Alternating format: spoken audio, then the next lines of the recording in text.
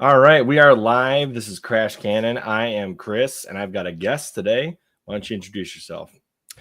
My name is Elijah YASI. I run a channel called Underground Catholicism, and that's the summary and the gist of it.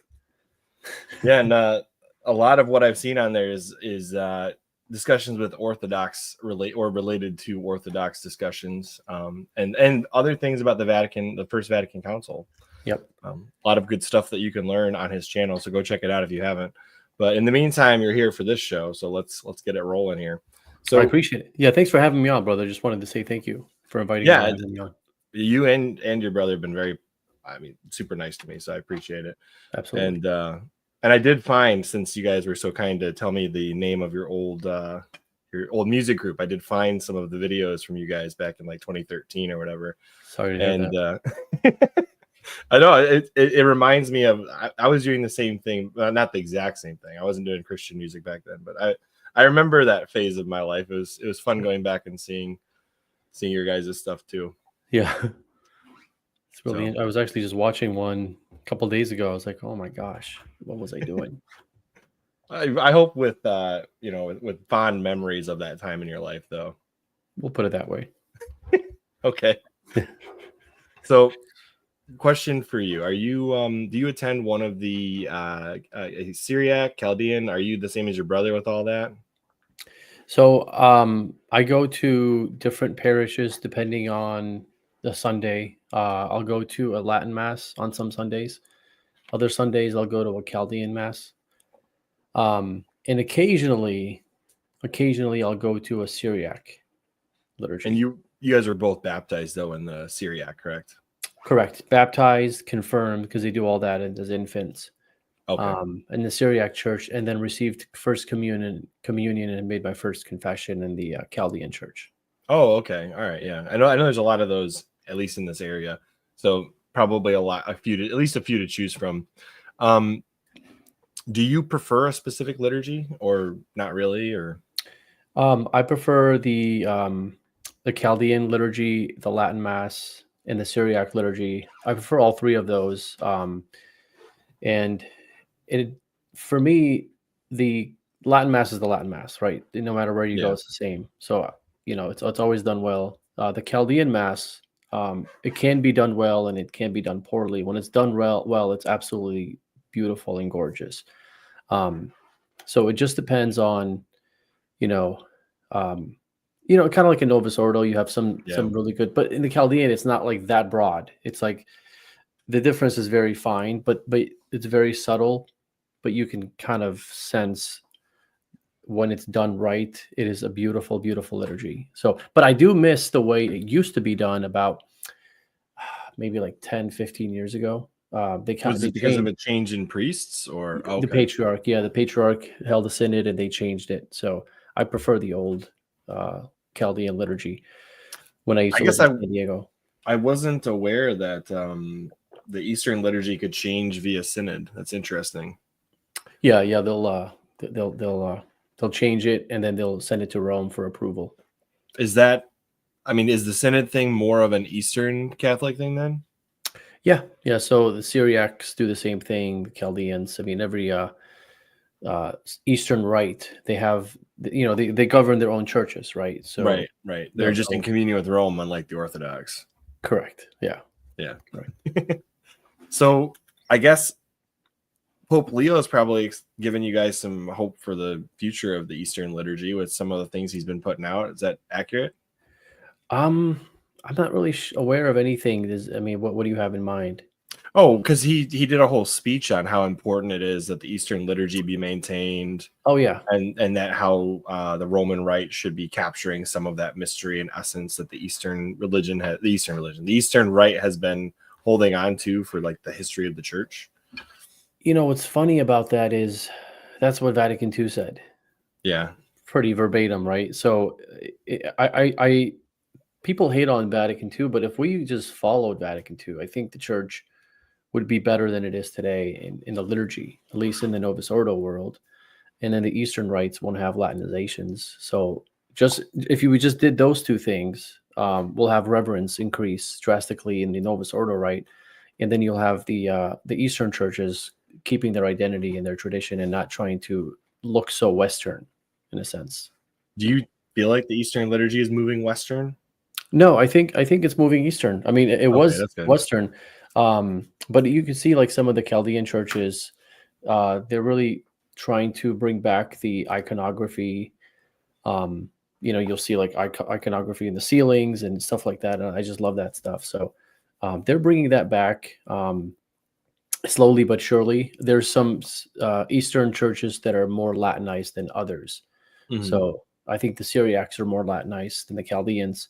And I think the Maronites are the most Latinized, but they're the most aware. So I think they're the ones who are going to be making the most changes. Isn't Father Calloway, the guy that did the consecration of St. Joseph, isn't he a Maronite? Maybe he's not. I might be misremembering. I'm not sure. Yeah, I'm not sure, honestly. Yeah.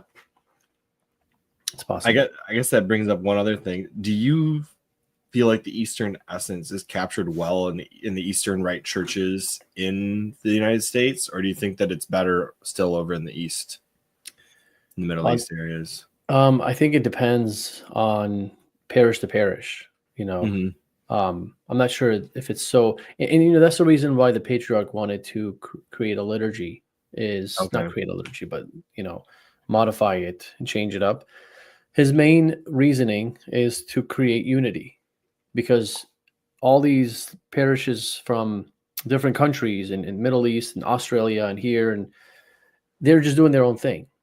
And there was no unity there. So he was trying to unify that. And so he brought upon this modified and changed the liturgy a little bit to bring about unity. So I think now it is more unified. But I haven't been to a liturgy in the Middle East since I was 7. I don't really remember, and it was different. I just meant more like based on, because you can look up pictures of some of these Eastern churches, and they're very beautiful.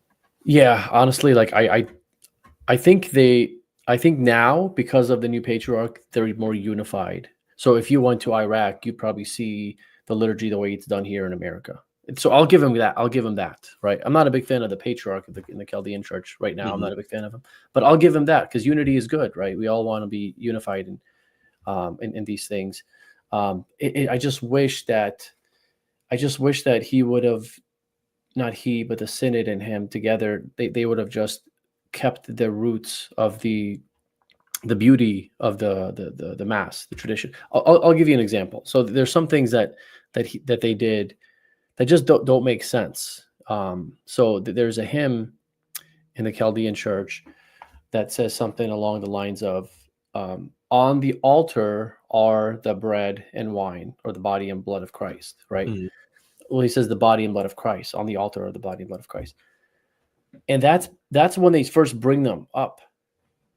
So when you first bring them up, they're not consecrated yet. They're not consecrated, right? So things like that hymn used to be after the consecration, and their argument against that is that we're not Latin Western Rite, where we define when the bread and wine. However, there is no Eastern church or any Western church in the history of our church that has ever said that it's body and blood of Christ when it first appears on the altar, right? It's either the the words of institution, or the paraclesis.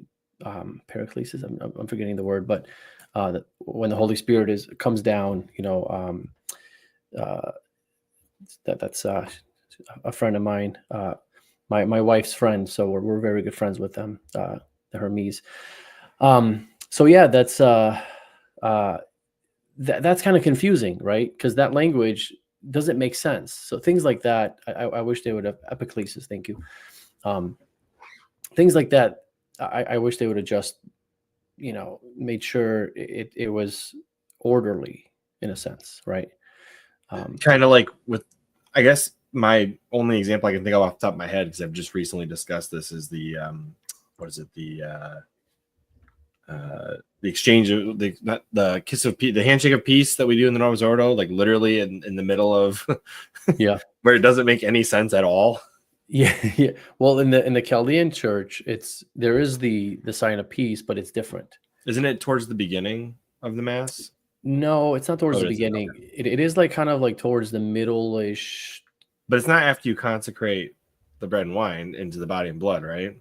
I don't believe so. I think it's before that. Because Because it's yeah, like it is before that for sure. Because like once you do that, I don't understand why we would be turning the focus to us when what's Right. on the altar is way more important. Absolutely. Yeah, the way that we do it in the Chaldean church isn't turn around and say peace be with you to all these people. It's actually everyone's standing up, right? Mhm. And then the priest will give the peace um to the altar boy or altar girl, right? Mhm. And the way you do peace is like you take the hand and you kind of go like this to each other. So imagine your hand will be in the middle here and then also here, and then you kind of go like this. Oh, And okay. then the altar boy or girl will go into each end section of the pew and give the piece to one person of each pew, and that one person will turn around and give it to the next and the next. And then once you give yourself and the other person the piece, so once you receive it and you give, then you sit down. Interesting. Yeah, so that's how it's done, and then until all the way in the back, when you receive it, um, you sit down, and that's how you do the piece, and it is before. In fact, I think it's right before any of the Eucharistic prayers are even started. That would make more sense. I mean, I know the intention, at least the intention for sure in the Western Rite was that the sign of peace was meant to be like a last ditch effort to make peace with your neighbors before you go and receive the body and blood. Which makes sense. I mean, that's Right. scriptural, right? Yeah. Right. It makes complete sense. Doing it literally right before you Yeah. kneel to go and it makes no sense. It's just a terrible distracting. spot for it because it takes the entire focus off what's happening. But I guess that's neither here nor there. But it was a change in the Novus Ordo that the longer I think about it, the more I'm like, this makes no sense. Yeah, and it's Saint Justin Martyr in like the 150s. He talks about the kiss of peace.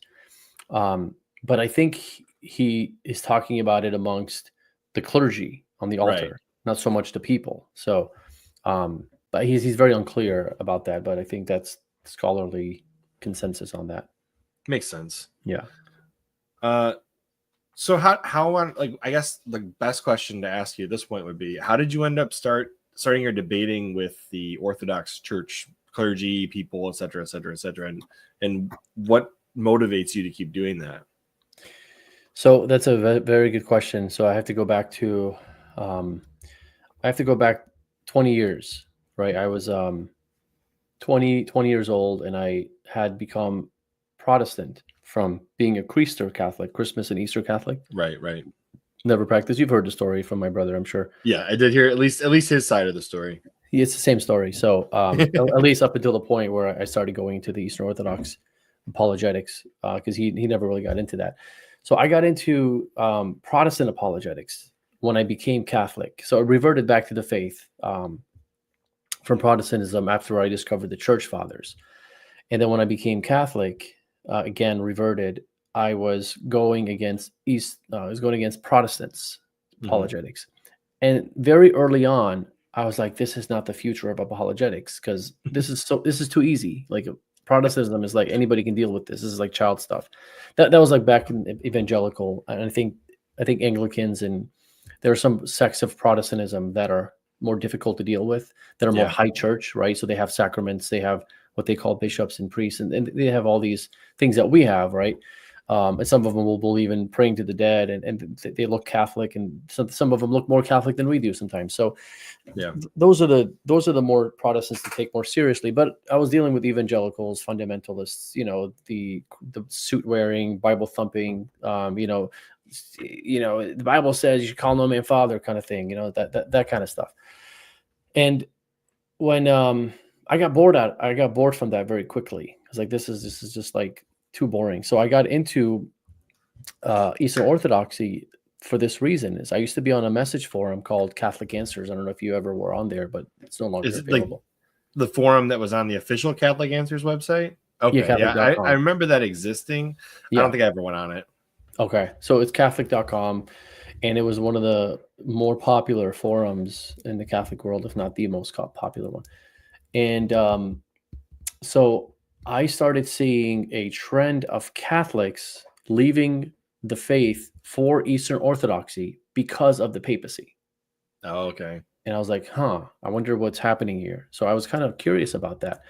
So I started seeing their testimony, and their testimony was pretty universal, that we cannot find this papacy idea in the early church in the sense of the way Vatican I defined it, right? And so that kind of like puzzled me, right? So, and I came across this gentleman on the forum. His name is Mardicum, who was a Coptic Oriental Orthodox who became a Coptic Catholic when he studied the papacy. And he studied the papacy from the horse's mouth, the Catholic Church. And his emphasis was always that if you learn the papacy from the Catholic Church itself and not have any preconceived notions, or not have any like theologians or scholars trying to shift your ideas of how to understand the papacy, that you will come away with a almost different understanding of the papacy, or different perspective than the mainstream like Catholic apologetics, the Catholic apologetics world and the Catholic.com world, or the pop apologetics world. Is the papacy is this like Lone Ranger type of papacy, which pump is my not, chest. that's Yeah. not really what, at least from listening to some of your stuff, that's not really what it is, correct? Correct. Yeah. So that doesn't tell the whole story, right? That's Right. just like taking the papacy completely out of context. So this is what they were trying to find, because that's pop apologetics. So these Catholics that left the faith because of Eastern Orthodoxy and because of the lack of evidence, according to them, they're trying to find this autocrat, this Lone Ranger papacy, and they weren't able to find him, at least not so widely in the first millennium as they would have liked, right? Because you have some things here and there that you can say, oh yeah, that's autocratic, or what have you. Like Gregory the Great did some things that were autocratic relatively early. Yeah, or at least he taught, that the See of Rome is the head of all the churches. Pope Right. Leo, you have things like that. Pope Damasus the First, Pope Boniface. You have all these Roman popes and Western bishops, and even Eastern bishops and saints who would speak that way about the papacy. But in praxis, actual praxis, the popes would always work with their brother bishops, right? Even though they had this prerogative, they had this divine right to act. They still worked collegially with their brother bishops, and you see this everywhere in the first millennium. So I started learning a new perspective from this gentleman named Mardicum, and I would always private message him on the forum and pick his brain. So this was 18. Now, was he Orthodox, or was he Eastern Catholic? He was Oriental Orthodox, Coptic, Oriental Orthodox. but Coptic. Okay. but he converted to Catholicism. Oh, right. Okay, you did say that. I'm Yeah. sorry. No, I'm it's okay. just misremembering. No, you're good. And so then when I was talking to him, he was Catholic. I didn't know him as an Orthodox. I only knew him as a Catholic. So, and he was teaching me a different perspective. He introduced me to the Relatio Bishop Gasser, which is the Relatio at Vatican I that the bishops read in order to vote for Chapter 4 of Vatican I, which is Pastor Eternus on papal infallibility. So that's a very important document to read and understand if we want to understand what papal infallibility is, how it works, and things like that, because you're literally reading the debates that they had at Vatican I on papal infallibility, right? So that's very important.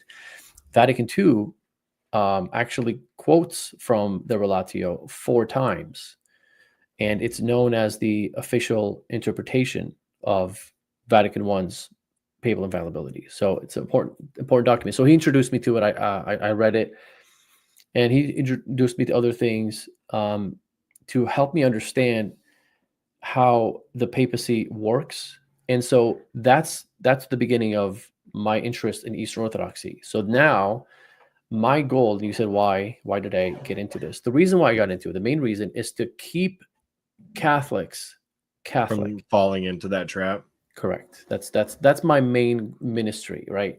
I mean, obviously, if an Eastern Orthodox listens to my stuff and wants to become Catholic, praise God, right? Glory to God.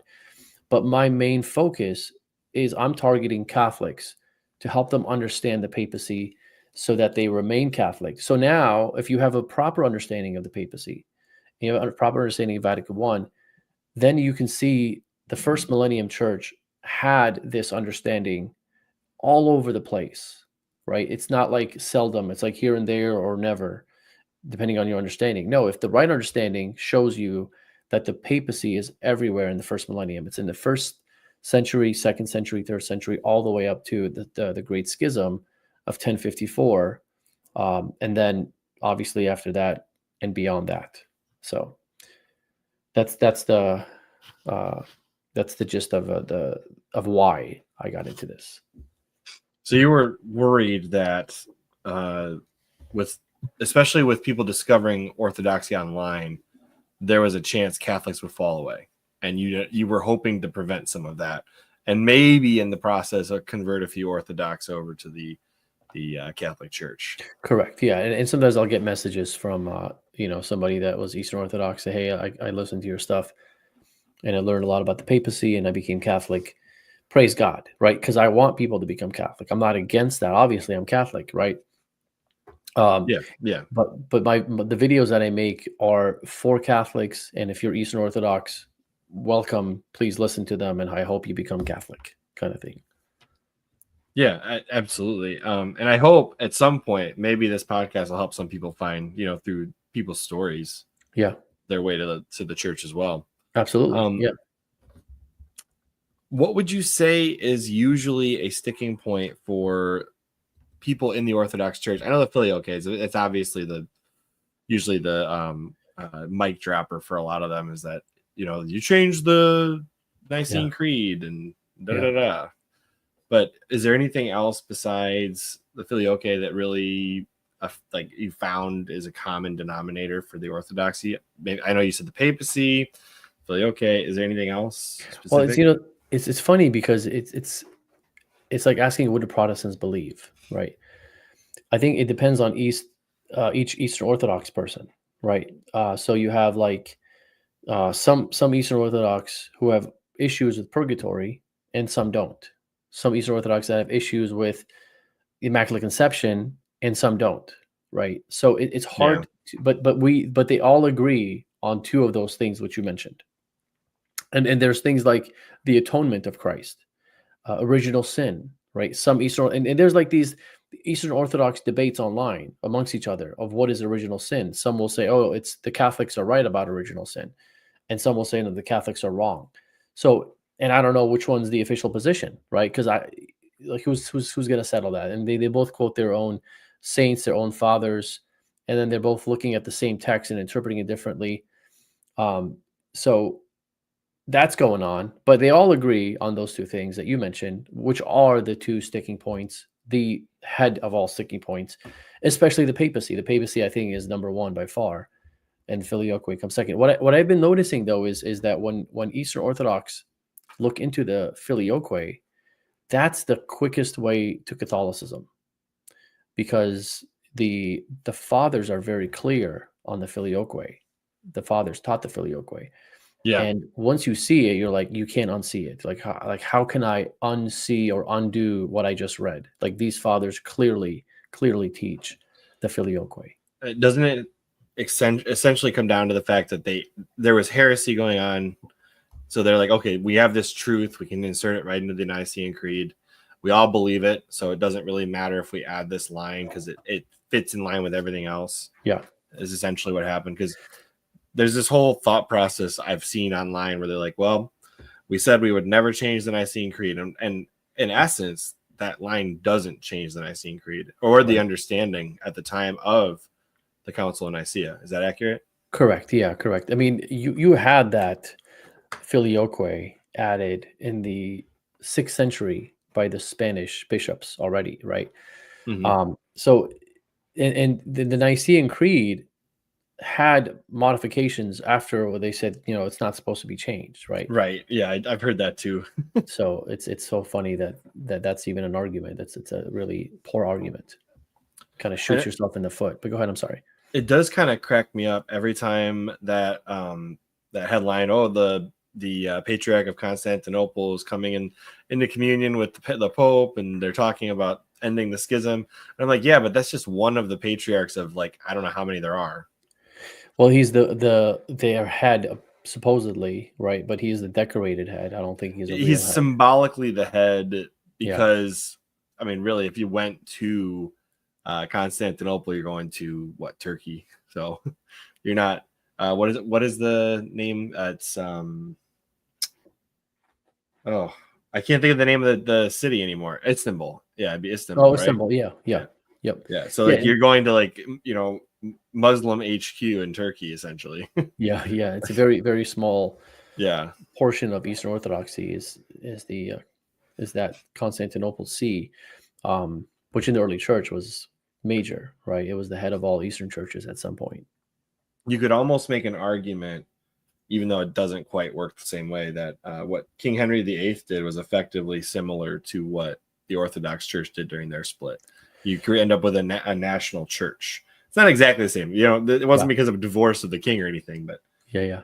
No, that makes sense. No, I see what you're saying. Yeah, no, that's and you can see that they're more nationalistic than we yeah, are. They're all about the emperor, right? And we're all about the pope. So the yeah. pope is like spiritual leader, divine institution, Christ, blah blah blah, and then they're all about the emperor is the one that calls councils.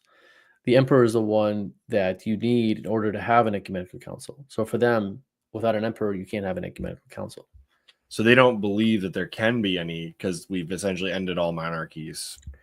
So Most of them, anyways. yes, but here's the thing. They will say that you can have a That's it. council that is Council. equally, yeah, you can have a council that's equal in its authority, as authoritative as an ecumenical council, but you can't call it ecumenical. It's called a pan-Orthodox synod, right? Interesting. Yeah. And it's just a matter of semantics to them at that point. Again, Sure. depends on who you ask. But is Because it binding it's at not that universal. point? Again, it depends on who you ask. So again, like Okay. it's some of them will say, these synods are binding universally. Some of them will say they're not. So it's kind of like this is the problem when you don't have a head that confirms. And for us Catholics, once the Pope confirms a council, it's ecumenical. Like that's Right. all you need, right? You just need the bishops to gather around. They vote on A, B, C. The Pope comes, checks off everything, says, okay, ABC is cool, and then we have a council. We have an ecumenical council, so we can identify that easily.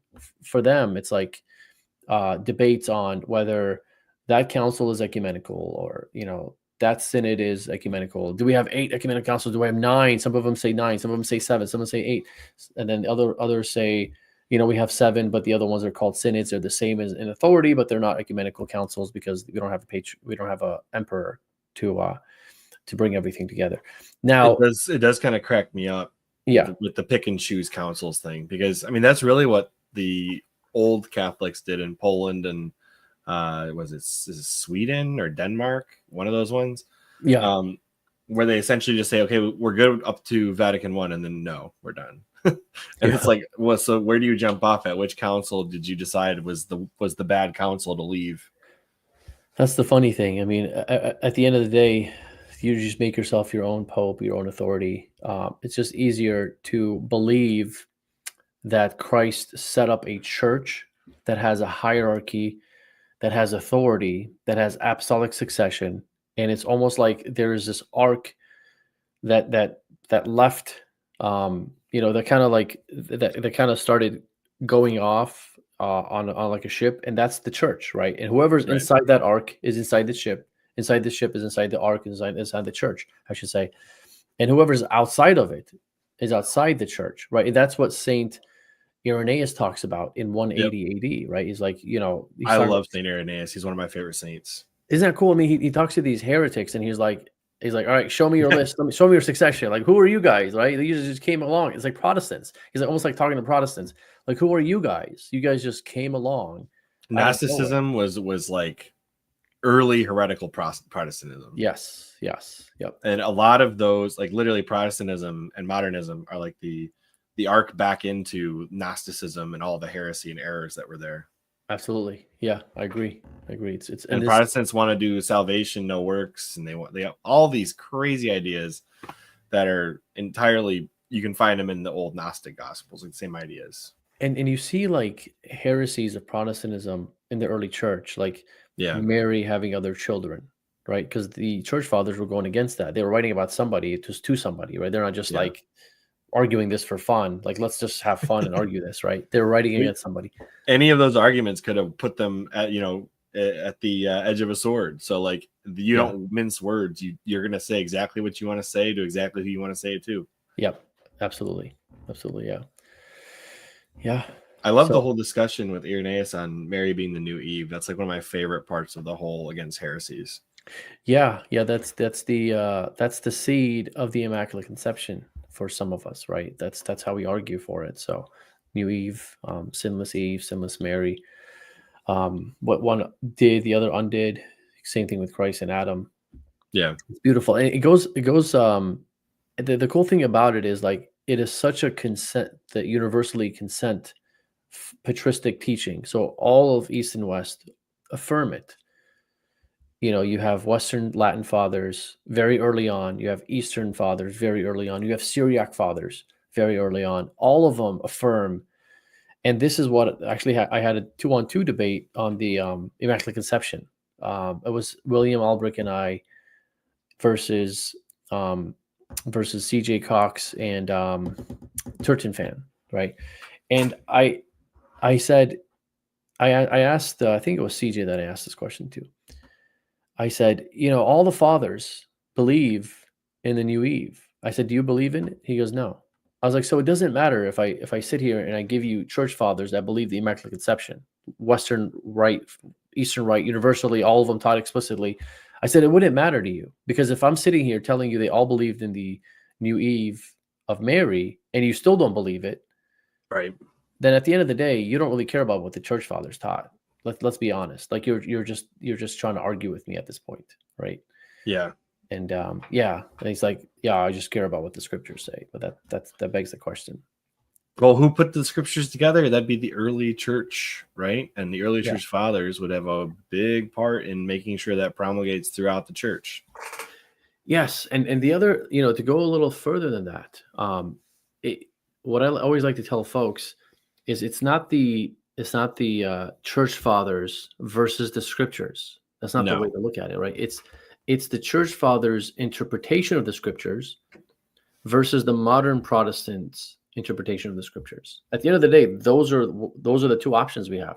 So a Protestant or even an Eastern Orthodox would say, I believe X, Y, Z. Okay, well, what did the fathers teach about X, Y, Z? So I don't care about your opinion on that. I care about the church fathers' interpretation. Obviously, not everything is universal, but there are things that they all agree on. We don't have to believe that Irenaeus' thought process on Jesus being like 50. That's something you don't have to believe in. Exactly. And some of them dismiss St. Irenaeus because of that. They're like, oh, well, you can't be trusted. Okay, well, then you can throw your Bible away, right? Yeah, exactly. He's passing it on, so he can't be trusted to even translate or pass on to the next generation because he's quoting the scriptures left and right.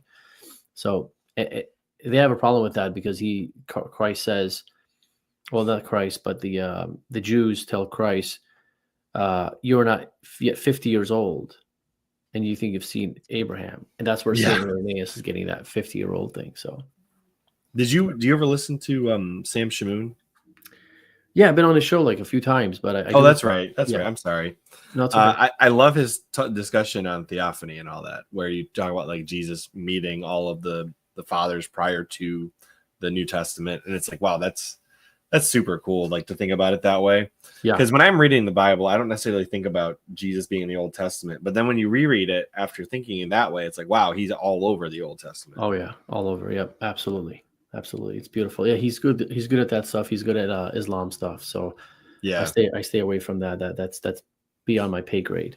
Yeah, his Islam apologetics. I'm sure he's gotten a lot of people over to the good side here. Oh yeah, I'm sure he's got a target on his back if he ever visits some of those countries.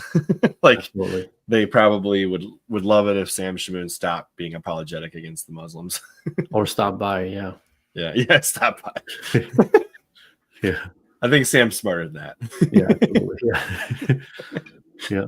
So here's a different question for you. Sure. Kind of taking a detour.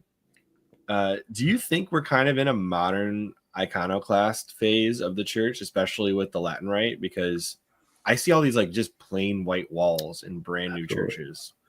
Yeah, and I think it is kind of like a modern iconoclast, but I don't think the modern church even is aware that this iconoclast heresy even existed in the early church. Oh, Like probably not. they don't even know about this stuff, right? But so where does this come from? It comes from trying to become like the Protestants. That's Yeah, all. because the Protestants are a modern iconoclast group. Exactly. Yeah. And it's funny you say that because I see a lot of Catholics, right, that were Protestants. They look into the early church, they become Catholic.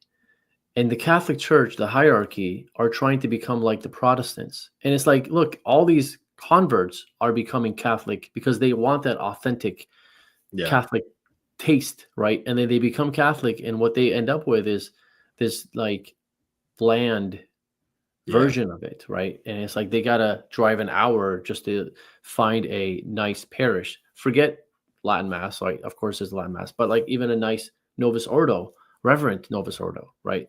Those are like unicorns too, not just the Latin Mass. You see what's happening in Charlotte. I mean, not only is yeah. he getting rid of the I Latin I Mass, can't believe some of the stuff that, like, if that leak was even remotely true, and I really hope it wasn't, but yeah, it probably had some truth in it, I would imagine. Some yeah, of the stuff he's asking, I'm just like, that's just Catholic. Why would you want that gone?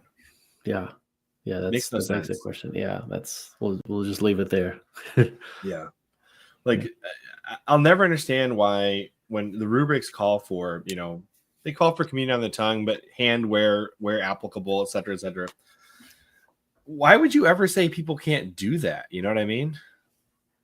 yeah. Like that. This is why I said earlier. If we just followed Vatican II, we'd have reverent masses, right? So all these people are quoting Vatican II without really knowing what Vatican II says. Oh, Vatican II, Vatican II, Vatican II. If you go back and actually do the liturgy according to that, then you would have a very, very reverent, because you'd have Gregorian chant, you'd have, Yeah. most of it done in Latin. You would have like it looking like the Latin Mass, really. And But some lay people wouldn't even be able to tell the difference. what is it? The 1965 is the John the 23rd Mass is actually quite beautiful. Yeah, it is. Yeah, and it's a unicorn. It's a unicorn.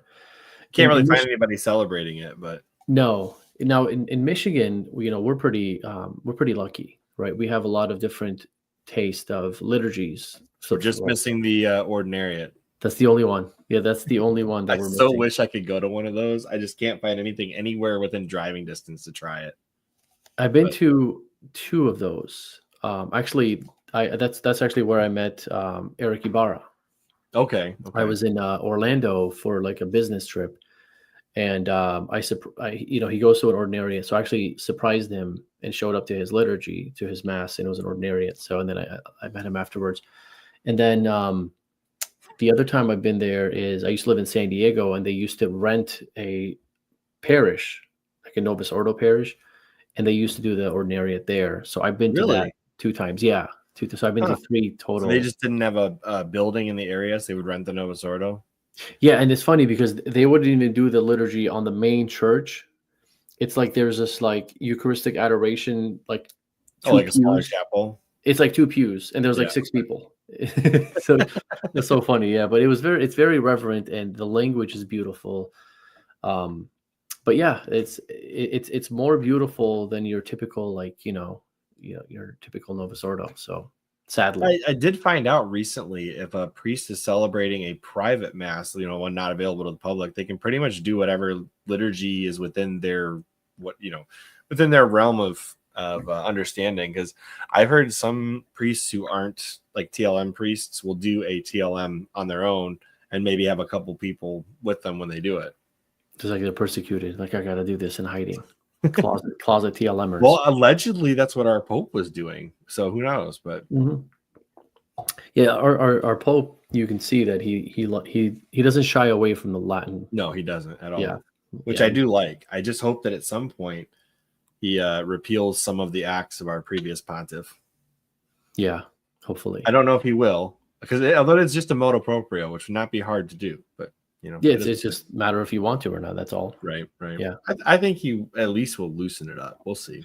Here's the difficulty I find with thinking that he will is now. I don't know if this is true or not, but Pope Francis if you read the motu proprio, it actually says that they polled the bishops around the world before. Yeah, but did they?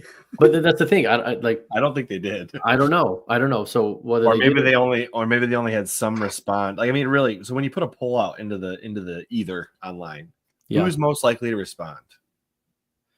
People that don't like it, right? Well, in this, yes. Well, in this sense, I think when the Catholic Church, when the Pope sends out a poll to the bishops, you're pretty much required to send it back. Right? No, the response was like super lackluster. I think they said only 20% of bishops responded. See, that's what I want to know. Like, I want to know what the results were, like who responded. That's like Some they don't tell us university this. some university actually somehow obtained stats, and that's how I Oh, heard recently. I think it was Return to Tradition. I was listening to Anthony Stein. He said he had like some source that he found online. Might have even been on Rorate Cheli. I don't know. I could be wrong about that. But somebody actually posted like stats, and I was like, "Oh, this sounds legit. If that's really what it was, yeah, that's bad. First off, why didn't the bishops respond? And secondly, clearly the ones that responded were negative. Like, yeah. if somebody So, puts a poll out and says, like, do you like, I don't know, pick a politician, who's more likely to respond? People that like the guy or people that don't? yeah, that's true. Yeah, yeah. So, I think he would have to send another one out and I think get he some should. responses. You think he should, and I think it should be a real poll, not like one that's manipulated or whatever. Because I feel Yeah. like it was a little bit manipulated, but who knows? I don't really know much about it, but I do want to check out what you're Or talking he's the about. Pope and he can just do what he wants. Yeah, but that's not how it operates. I That's not know. how. I know. Yeah, I'm joking. yeah, We've already had yeah, that discussion yeah, earlier. yeah, yeah. The whole autocrat thing, Yeah. which is yeah. Now I do this think is yeah. Go ahead, brother. Sorry. what he could do though to make it more TLM friendly, and I think he might be doing this just kind of quietly, Yeah, is start appointing bishops who are friendly to the TLM. Because I think Pope Francis appointed a lot of bishops who were unfriendly to the yes, TLM. yeah, yep. Now here's the thing. I was having a conversation with my friend about a month ago about this, and it's so weird because some of these bishops and cardinals were known as conservative when Pope Benedict was Pope. And then they And weren't. and then they weren't, and that's very peculiar to me. That is so bizarre. Like, what is that about, right? Could be obedience, like maybe you, or politics. Could be either or. Obedience and politics kind of go hand in hand sometimes with the church. But Yeah, if you're obedient to Benedict, you would probably look conservative, and if you're obedient to Pope Francis, you probably look less conservative. That's my thought process, and that's the best light I could spin that with. very good light. We'll leave it there. I like that. We'll just leave it there. That's his best. That's the best I can come up with. But if I'm gonna be generous, I will say Pope Leo's like singing in Latin just sounds. It's just nice hearing the Pope do that. You know what I Yeah, mean? yeah. Being the Pope. Being the Pope, yeah, doing Yeah, what the Pope does. yeah, And then it's weird hearing him talk in English, and it sounds good. yeah. Liking the Chicago White Sox or whatever. Yeah, or like he'll just in the middle of one of his papal mass homilies, and just start rolling out perfect English, and I'm like, oh yeah, he speaks English. Yeah, yeah. It's so And funny. Yeah, go ahead. And then you're wondering, okay, wait a second. He speaks English. If my podcast gets big enough, he might actually hear it and understand it without having to ask somebody to explain it to him. Right. Exactly. Yeah, That's exactly. kind of nerve-wracking, you know. You don't want to say something stupid. I actually got some flack for this from the Orthobros, Eastern Orthobros. So I don't know if you watched. I did a show on Christian Wagner's channel about a few weeks I've ago. watched a few Christian Wagners. I must have missed that one. I'll have to check it out later. No worries. So at that time, it was like 2 weeks ago, the Pope came out and said that that Peter, Bishop of Rome, cannot fall into the temptation of being an autocrat. That's Yeah. what he said, right, Pope Leo? And I was like, and I kind of like, I wasn't being definitive about it, right? I wasn't saying, oh, this is for sure why he said that. I said it's a stretch. It's most likely not true. I gave it a 2%, and I think 2% is very high. If I were to rephrase that, I'd say 0.02%, right? And I said, it sounds like, well, he was in Chicago, and Yeah. Matt Fradd's channel is pretty big. Eric Ibarra had a debate with Ubi Petrus, And Yeah. they debated on that very topic of whether the Pope is an autocrat or not, and they debated on, the early church, first millennium kind of, is a collegial and all that fun stuff, right? They're going about that. And I was like, maybe, just maybe, he is responding to the Orthobros, and almost and like as a tongue in cheek.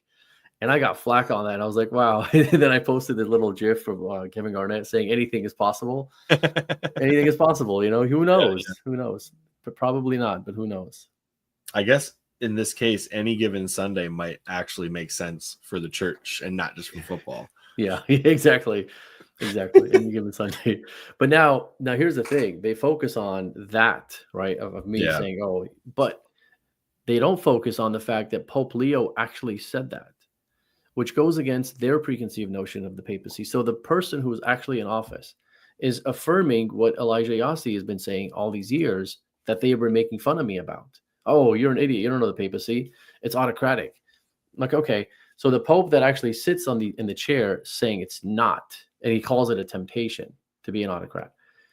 And they're still arguing about it. Like, oh no, he's wrong. We know the papacy better than he does. So now where do you go from here?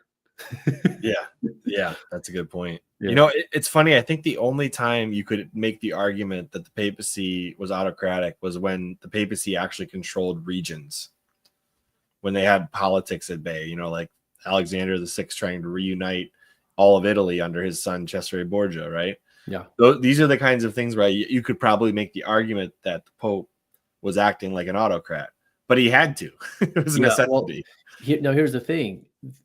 On matters that are political, I don't touch those things. That's not my. Yeah.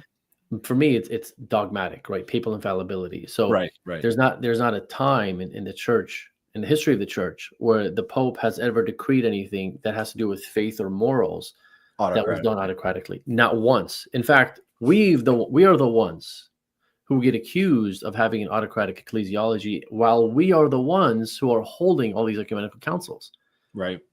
So we have all these second millennium councils that the Orthodox can't really. They have like 3, right? And they're really poorly done, especially the last one. So we're the ones that are more ecclesial, more collegial, I should say, not ecclesial, more collegial in our ecclesiology. And it's just funny to me. And even when we do have papal infallible decrees from the popes, they are explicitly going to each bishop around the world and polling them first before they decree it. Like the Immaculate Conception, the Assumption of Mary, right? They were polled first, and then the popes decreed. In fact, what initiated all those 2 dogmas wasn't even the bishops or the pope. What initiated all those dogmas, those 2, I should say, are the lay people petitioning the Pope to decree those dogmas. Yeah. And then he pulled the bishops. And then we got the results back. Then he decreed it. So he's decreeing the mind of the church. Because if I'm not mistaken, I don't know if it's actually required, but I do know that generally speaking, when a Pope makes a decree, the College of Bishops are always referenced at the very least. Is that accurate? Consulted. Yeah, they're consulted. They're asked. It's not a requirement. It would be a bad choice for a Pope to go against the College of Bishops in regards to something dogmatic.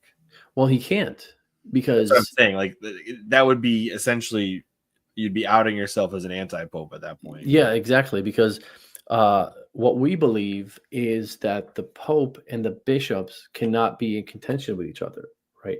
The headed members always act together, right? That's a teaching in our church, whether that's ecumenical councils or papal infallible decrees, right? So now let's say the Pope believes A and all the bishops believe B, right? People ask me this all the time. Can the Pope decree A? I say he can try. He has the right. He has the prerogative. No one can stop him. He doesn't need the permission to decree A. He doesn't. However, if all the bishops are against him and he's the only one who holds to this teaching, it's probably a heresy, because we can never be like the Pope is the only Orthodox bishop in the church that falsifies the church, right? Because the episcopate is divinely instituted as well, not just the papacy. So with that he said, could be in material heresy. Yes, but if he tried to decree a heresy, or if he tried to decree something he only believes, Vatican I the Relatio says that the Pope would be impeded by God, right? So he cannot go against the consent of the church, right? The teachings that he has, that he's going to decree, they have to have the backing of the bishops and the church as a whole from all times up until that point, right? So that's our belief. So this is the argument between us and the East, where they're like, well, you guys believe that the Pope can decree against the consent of the church. No, we don't. That's a misunderstanding of Vatican I, where it says the Pope's decree is irreformable in and of itself and not from the consent of the church. They think that means the Pope can decree against the consent of the church. That doesn't mean that. What that means is that the Pope's decree is irreformable in and of itself because God makes it infallible, ensures its infallibility. That's why it's irreformable and not from the consent of the church, meaning the consent of the church does not make it infallible. Can you imagine like God needing the church consent to make something infallible? No, he doesn't need that. God is God. He's infallible. So when the Pope decrees something, it's a gift from God. And when he puts a rubber stamp on it, the God puts a rubber stamp on the decree, that's infallible in and of itself. You don't need the consent of the church to make it infallible, but you still need the consent of the church to be behind it, because without the consent of the church, it would be a heresy. If that makes sense. No, that makes sense. Yeah. I guess the next question I would have for you then is, where does orthodoxy land on private mysticism and that kind of stuff? Like, for example, Fatima. Do you know? Again, it depends on who you ask. Some of them will say it's demonic. Oh, really? That Yeah. far? Oh, geez. Yeah. Some of them will say, I've heard that. I've heard some of them. I've heard some atheists say that, Yeah, which is weird because how would you believe in demonic if you're an atheist? But whatever. Yeah, that's weird. That's a good point. I never thought of it that way. But yeah, and then Protestants also think it's demonic. And some of them just think it's just made up, right? Just they don't really believe in it. So I can't really tell you if I've met any Eastern Orthodox that believe in it, but I'm sure there are some that are out there. Well, do Eastern Orthodox, do they have their own mysticism that they believe is occurring? And if so, is it a lot of anti-Catholic stuff, or is it more just kind of generic faith stuff? I think I've seen like stuff about like Mary icons having tears, things like that. I don't think I'm aware of anything where it teaches something. Like, Fatima has a message, right? Yeah. Here's three secrets, or Lord's, I am the Immaculate Conception, right?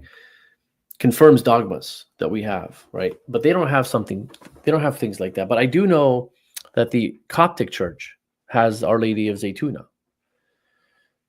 That was pretty recent. I think it was in the 60s where Our Lady of Zaytuna made. Where is that at? Where is Zaytuna at? It's, I believe, in Egypt.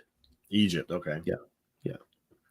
That's the Coptic Church. That's Oriental. I've actually never heard Zaytuna as a place. I've always heard it as I've met people with that last name before. That's why I was like, oh, that's interesting. I didn't know it was a place.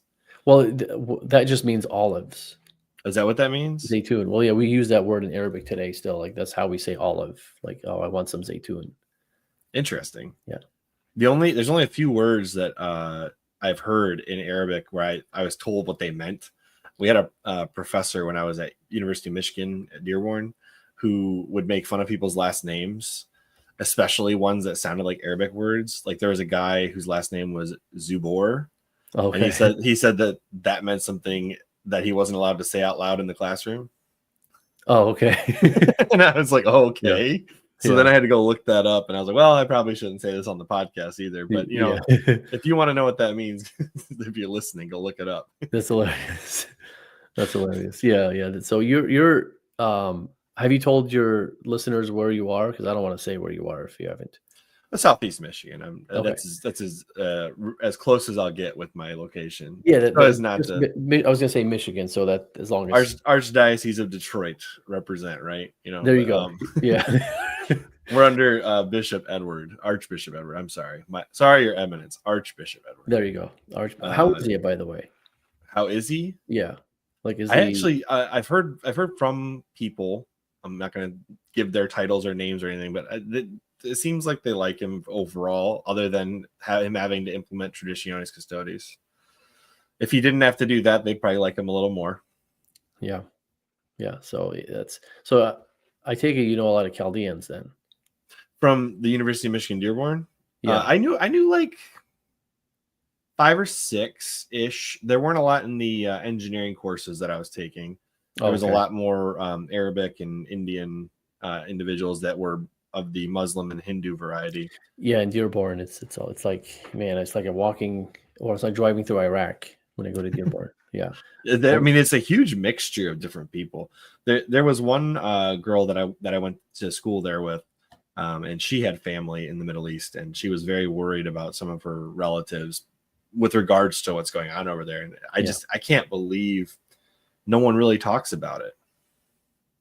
Yeah. It's the persecution there. Like I told you, I wish we didn't have to do shows on that stuff, but that's like they're living Christianity the way it was lived in the early church. Yeah. Like we take it for granted here, and that's a cliche to say, but it's such a true cliche. I think it's in Africa and the Middle East is where the most Christian martyrs are occurring today, and people just are completely unaware of all the martyrdoms going on right now. And you know what I just recently learned? So more than the martyrdoms, those are there. We all know about them. This is something I wasn't aware of until a month ago. I was talking to a brother who has, well, I'll just give you the gist of it. So there are Muslims that, you know how the online world is everywhere now, right? So they'll study Christianity online without their family knowing about it, right? And they'll be, or a lot of them will have dreams of Christ coming to them, and it's real. Like it feels so real to them that they become Christians from the dream. So they become Christians, but they don't tell their family, and they practice Islam to kind of hide it. You know, they don't want to like show that they are Christians, but deep down they're reading the Bible, they're Christians, and but they don't have a guide. Yeah. And so in these countries, they're Muslim, and the Catholic priests have a prejudice against these people. So even though they come to the priest and say, I want to be baptized, they don't baptize them. Well, isn't it a law in Muslim countries that if someone were to convert a Muslim, that's like punishable by death? So in the countries that used to be, yeah, there's something like that here and there, but that's not why. Because in these countries, they're not going to do anything to you, right? They tolerate it. So you want to be. I recognize that guy. Yeah, that's William Albrecht. That's my good friend right there who knows that I'm an historian. It's a inside joke. Yeah, well, I've seen some people posting Nestorian stuff in the chat, so I was assuming. That's because I'm a Chaldean, so yeah, we're all historians. So, but it's sad. Isn't that Bishop Marmari an historian? Historian. Well, again, it's semantics, right? Some people like. I've heard that before. I just I don't know. I'm just asking. Yeah, it's so in short, yes, but he'd probably say no. He'll probably say, "Oh, it's a misunderstanding. We all teach the same thing." I don't really get into the Christology discussions. I don't like it. Right? For me, Nestorian's the Theotokos question, right? Yeah. It is, but it's also a Christological question. Like, does Christ have two natures after the incarnation? Because the Oriental Orthodox say that he has one composite nature after the incarnation. Yeah. So composite meaning that his nature is made up of humanity but it's not like a mixture, and it's not like 50-50. It's actually like 100 all in one as one nature. And we believe that he has two natures that he's one person, right? Two natures. So semantics to me, as far as that goes, but they disagree. They'll say, no, we're heretics. It's not semantics to them. This is a heresy to say that Christ has two natures after, because to them, two natures is Nestorianism to the Oriental Orthodox. So we're Nestorians to them. So I guess we can call them Eutychians, or I'm just joking, but yeah, Apollinarians. Yeah, I'm just kidding. I'm sure if you polled enough people about the beliefs of Nestorian, you'd find such a wide range of what people think Nestorian is. Yeah. Yeah. And so it just, you would not find a consensus in the modern church what maybe amongst the bishop, and I don't even know if you'd find it amongst the bishops and the clergy, to be honest. Yeah. Yeah. It's, you know, what's sad is after Pope Francis came out with, was it Fiducia Supplicans? Is that the one with the you can bless homosexuals? Is that the one? You can bless homosexuals, you just can't bless homosexual couples. Okay. Yeah. Well, you can yeah, exactly. You can't bless the marriage. You can bless the individuals, right? Right. But which you've always had the ability to bless people. Like, I don't understand why you would have to define it. You know, it's kind of a weird thing. He's just reaffirming what we've always taught, right? Exactly. So, it's just joking. Yeah. So, but it's funny. It's funny because the Coptic Church cut off all dialogues with us after that came out. We were actually making good progress with them. I do remember reading that. Yeah. Isn't that sad? I mean, you talk about like, you know, it was such an unnecessary, like I don't know what the thought process was, but outside looking in as a layperson, I just didn't understand the point of writing such a document. I could tell you, but I think it would be uncharitable for me to say it. So, well, okay. So here's what I've heard, and if this is the case, maybe I heard that it was a document to help with the German bishops in order that they would remain within the church and they could still do the blessings without blessing homosexual marriage and couples. That's the inside baseball I've heard. I don't know if that's true. I'm not affirming that's true. I'm just saying that's what I've heard. I like the somebody put Elijah Storius. You see that picture that's going on? I do see chat. That. It's in the group chat that we have. Is it? William Albert? Yeah, William Albert's group chat is hilarious. So here's the thing. Like, when does the church ever come out with something like that for like a small part of the church? Well, the German church is not small. Well, compared to like you're gonna come out with something like that big for that part of the church. Okay, let's say big, the German government, from what I understand, still donates a huge portion of money to the Catholic Church, which, whatever. There you go. Okay. I could be wrong about that, but I remember reading it somewhere and I was like, oh, interesting. Okay, whatever. Yeah. But I mean, you also just wouldn't want a nation cutting off all of their Catholics either. True. I mean, when you end up with the Church of England leaving in the 1500s, I mean, it demolished English-speaking Catholics across the globe. Yeah, that's true. That's true. For me, the way I look at it, if I'm going to be honest about this, is that the prelates, the prelates know that they can't change dogma. Right. But they also know that the perception is more powerful than actually changing reality. So what is the perception out there? Like, from people that are just unaware of church teaching, that they don't go to church every Sunday, you're just like your typical Catholic. Well, the perception is now that the Catholic Church is giving blessings to gay couples because that's what the media put out. That's the perception you get from it, which sucks because that's not really what happened. But that's not what happened. So, but was that their goal? Is that all they wanted to do, is to give that perception? Because now we don't really care about changing dogma. We just care about changing the perception. I mean, this is similar to the idea of what Vatican II taught versus the spirit of Vatican II. Exactly. Yeah, that's exactly. So perception, I always tell people, perception is more powerful than reality. Yeah, it can be. That's for sure. Yeah. It's perception eventually breeds some kind of reality. Yeah. Yeah. But that's depressing. Hopefully Pope Leo undoes that document. Well, he's been going very hard on man and woman marriages and all. And I appreciate him reaffirming what the church has always taught in the way the church has always taught it.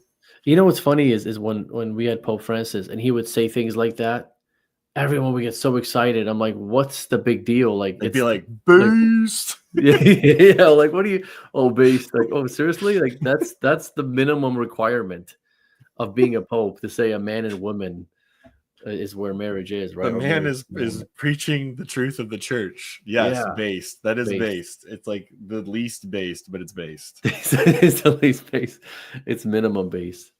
I will say the best meme we got on Pope Francis, though, in his entire pontificate was when that woman just kept going on and on about female ordinations, and he's just like, no. Yeah. It's like my favorite.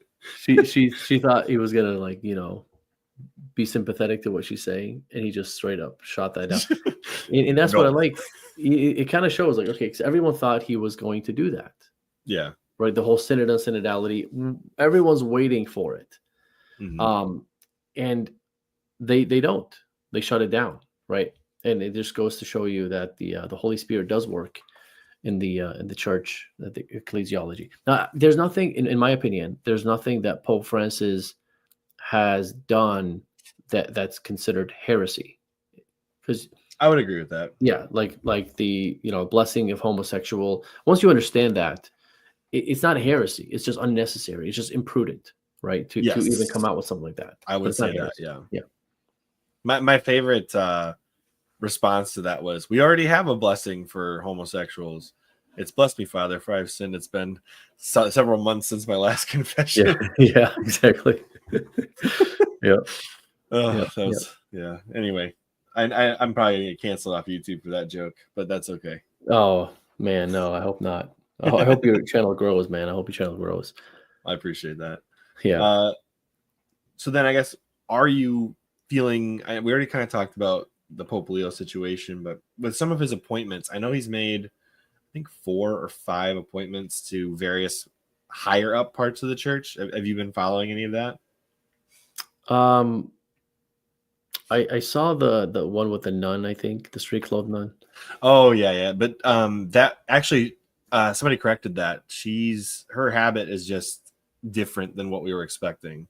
She was in street clothes for a specific award ceremony or something, and that was what was getting shared all over the place. But she does generally wear the correct habit for her. I see. I didn't know that. Yeah. So she was wearing a bad habit. That's a dad joke if I've ever heard one. Absolutely. I got a bunch of those. But no, that's not the one I was talking about. They did appoint a new person as head of the JP2 Pontifical Academy, or whatever, for life. Yeah, I saw that too. Yeah, which was probably a good thing, even if he's not perfect. Yeah. I think he's better than the last one, right? Yeah. Oh, definitely. At least not openly kind of defying what the society's about. Yeah. And I think we'll see more of that. I think Pope Leo's more politically savvy than Pope Francis was. I think so too. I think he's an improvement. I don't want to say how much of an improvement because it's too early. It is too early, but what I've seen so far has been very, like, his moves have been like more savvy. They're subdued. It's obvious he's removing some of the issues, just doing it in a, what's the right word? Not pragmatic way. Yeah. He's letting kind of some of the issues fester out. Yeah. And then slowly removing them, which is fine. It is what it is. Yeah. I mean, I think he's so young. I think he's going to be, obviously, he'll outlive a lot of the people that voted him in. Yeah, that's true. Yeah. I want to see, has he made anybody a cardinal yet? I don't think so, right? I think he's just done bishops so far. Bishops. I want to. And he did ordain a bunch of priests, I think, last Sunday, right? Oh, he did. Okay, that's right. Yeah, that's right. He did. That's right. But I want to see when he starts appointing cardinals. That's going to be where it's very telling, because he's going to have to retire some or let some die first, because Pope Francis went above and beyond expectations with how many cardinals he had. Yeah, he didn't pull the bishops for that, right? He was autocratic in that sense. Yeah. In a way that wasn't, it's not like he was violating dogma or anything. He just was improper, imprudent, whatever the right word is for that. He went above and beyond what he was supposed to. Right. That makes sense. Yeah. That makes sense. So, but yeah, we probably won't have another conclave for a good 10, 20, maybe even 25 years. Yeah, who knows? He's a young pope, obviously barring something like so tragic or unfortunate. Right. Right. But yeah, what is he, like 59? No, that was the guy from the Latin Patriarch of Jerusalem. Pizzaballa. Oh, okay. Pizzaballa is 59. That's why he was unlikely to get it. No, I think he's 69. Oh, 69. Okay. Yeah, so that's what I was saying. You could have a good 20 years because he could Yeah. be 89 by Pope Francis was pretty old by that 89. time. Yeah. And man, Pope Francis was a pope for 12 years. Yeah. It went This by guy, fast and it was really slow at the same time. I don't I know. mean, even if he just lived to be the age of Pope Francis, you've got a good 15 years plus. Yeah. Almost 2 decades. Yeah. But hopefully he can respond to the Orthobros more. How funny would it be if the Pope he's like, you know what? I'm just going to start, wisecracks on my Twitter page and just like start roasting the Orthobros. How funny would that be? That's hilarious because what's funny. I was just going to mention that is the more we get into the future of the papacy, like 20 years, 30 years, the more you're going to see like people that are technological, right? Yeah, so maybe they'll be tweeting as popes, like Trump does. They'll be like responding to somebody, they'll be like quote tweeting somebody. Who knows what's going to be, in the social media in the future of the social. You start getting excommunications via Twitter. You just get these 2 candles upside down, pictures of them with your name in between. Yeah. The Pope just, chooses violence one day. The United States has been excommunicated or something. Yeah. Hopefully the German bishops, but Yeah, exactly. German Not United States. He's from the United States. Can't be excommunicating his hometown or anything. No. Everyone except the White Sox. No. Yeah. He's a White Sox fan, right? Not a Red Sox fan. Yeah, for some reason. Yeah, I'm not. Isn't that Boston? No, Boston's Red Sox. What's the White Sox? Chicago. Oh, Chicago. Yeah, he's Chicago. I don't watch baseball, so I don't really watch a lot of baseball either. Tigers, if they're playing and I'm watching, I'll root for the Tigers. But yeah. You won't get much more out of me. Maybe the occasional Mud Hens game. Yeah. It's much cheaper to go to there than the Tigers. True. You a football fan or? Yeah, I watch the Lions. And Michigan keeps trying to steal my money as an alumni. So I see. Yeah. Occasionally I watch Michigan was better when we had the the Harbaugh as the coach. Yeah. It was more worth watching. You had a pro-life coach, doesn't care at all about what he says online. Yeah, that was cool. I actually don't watch college, but I did watch the Michigan games, at least in the playoffs. They won, right? Yep. And their coach was still sidelined at that time. They took away Harbaugh's literally the championship season because of something that happened like 1 or 2 years prior. Yeah. I was just like, you got to be kidding me! Like this guy finally gets the championship and he doesn't even get to partake in it. Like you NCAA guys just don't like a pro-life coach. That's what it is. That's what it is. Exactly. Yeah. Exactly. Yeah. Now, did you play sports at all? Or were you into anything? Depends on what you mean by that. Like for fun or for like professional? Like high school, college, anything like that? PE. Yeah. No, I didn't play any sports like in like organized sports. I just played sports, after school or with friends. Who was more into music then, you or your brother? I would say him, but we were doing it together. Right. You saw some of the stuff. Yeah. So we were, but he would always have more desire to do it than me. Okay. Right. And so he would go. We would never be in the studio together. Okay. He would go in there. That's kind of rough trying to record something if you're never together for it. Well, we're twins, so we kind of read each other's minds in a sense. Fair enough. So he'll go into the studio and he usually initiates the song. Like he'll like listen to a beat, he'll start writing the first verse or second verse or whatever, and then he'll start putting the chorus together. And then he'll like, here's a song, just put a verse or two, and then we'll have a complete song. So my job was easy. I would just go in there, just write a verse, record it. The song's done. Like once he's done with it, the song's about 75% done. So well, that works, I guess. Yeah. So he had more desire to do these things. Plus, he's more musically gifted because he's better at the styles and cadence and his flow and stuff like that, right? So he has the voice for it more than me. And so I would just kind of come in and do my verse, and then I'm done with the song. I don't have to do anything else. Like come up with a melody, come up with a chorus, come up with things like that. So to answer your question, he is more talented. He is more musically inclined. And then I stopped doing it. What was it, like 10 years ago, I want to say, maybe a little more than that, so somewhere around there, 2013, I want to say. And that's when I stopped, and he stopped too. And then because of Michael Lofton, he actually started again. I'm sure he told you the story. Yeah, because there was that one song I know with Michael Lofton on it, right? Yeah. Yep. Because he had wanted to throw down a beat and he wanted Enoch to help him. Yeah, but that wasn't the song that you see in his album. That wasn't a song that got it going. So Michael Lofton had a song that he initiated, and he had him, and then I don't know if you know Dustin Quick. I don't know Dustin Quick. No. So he's another like Catholic content creator on YouTube. So they did a song together, the three of them, and that kind of got Francis, or some people call him Francis at work, but Fawaz or Enoch's juices flowing. And that motivational spirit. Yeah, and then Michael sends him a microphone, like a nice professional microphone to do the song in. And he's like, well, I got a microphone now. The possibilities are endless. I can make a whole album now. So he just starts writing songs and he gets back into it, That's funny. So, yeah. That's wild that was, all it took was a microphone and he's like, let's go. Yeah. Like, give me the mic, let me recite Timothy White. So that's he actually did that. So yeah. So how many verses did you write? As far as like in the album that we did together, or in general, like do you still write at all? I don't. I mean, occasionally he'll ask me to do a song with him.